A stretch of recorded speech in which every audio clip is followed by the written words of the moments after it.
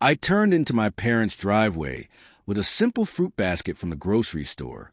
At the curb, my sister Sabrina slipped out of her newest BMW, the trunk packed with gifts wrapped in glossy paper. Her eyes flicked to my basket. "Still keeping it plain, Nora?" I just smiled and pressed the doorbell.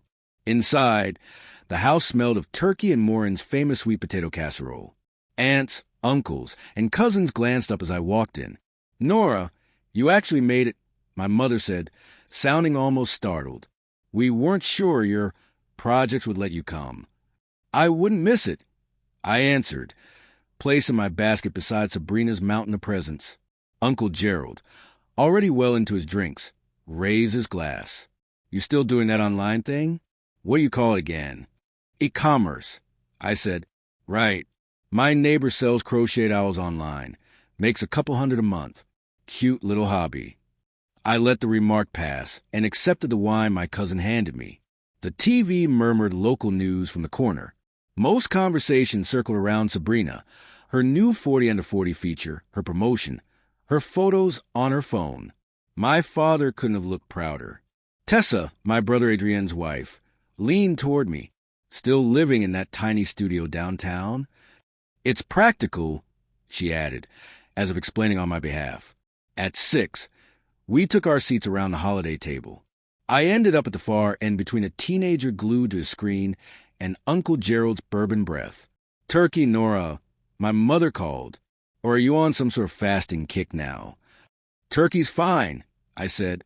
Sabrina launched into stories about her Maldives resort membership. Everyone else compared promotions, bonuses, and business trips. And every so often, someone would glance my way with that soft, unmistakable look, pity disguised as politeness. Adrienne brought up the day I left my marketing job.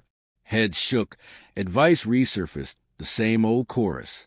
I focused on eating and let the noise drift over me like rain.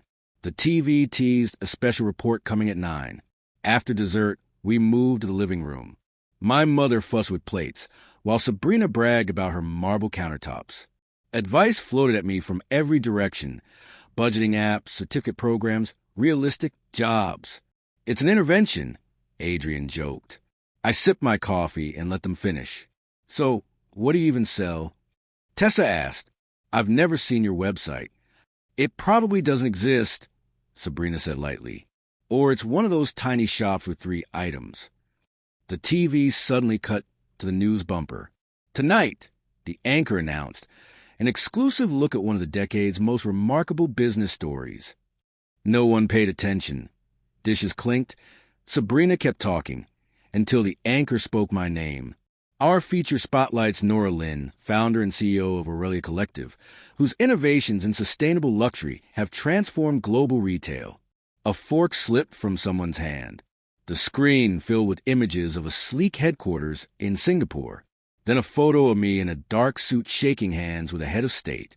A timeline unfolded, leaving a marketing job 6 years ago, developing proprietary sustainable materials, suppliers in 18 countries, Asia in year 1, Europe and North America shortly after, factories on 4 continents, over 40,000 employees, revenue surpassing $7 billion.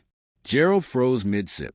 Adrienne's phone was already out, lighting up with search results. Sabrina stopped breathing for a moment. My father's voice cut through the silence.